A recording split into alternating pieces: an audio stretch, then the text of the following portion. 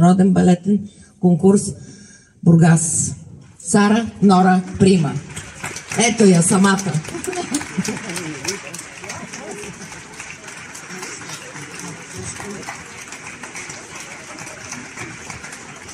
Уважаеми зрители, благодаря ви. Няма да ви отекчавам, мерси, Силва. Само искам да кажа, че две думи. Това беше целта и това ще бъде целта на нашия конкурс Сара Нора Прима в Бургас.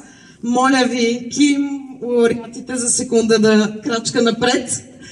Това са нашите лауреати от последното издание и целта на нашия конкурс е точно това – да помагаме за бъдещото кариерно развитие на децата и наградите, гастроли в различни театри в страната и чужбина са нещото, което мисля, че най-много ще допринесе за тяхното развитие.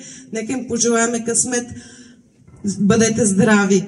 А освен това, искам от името на нашата организация да благодаря сърдечно на целия екип на Държавна опера Стара Загора, на директора Огнян Драганов, на цялата трупа благодаря за прекрасния спектакъл и най-вече на госпожа Силвия Тонова, която е специалист в това да прави чудеса.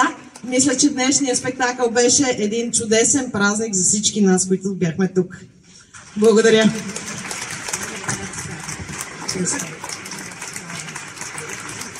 Да.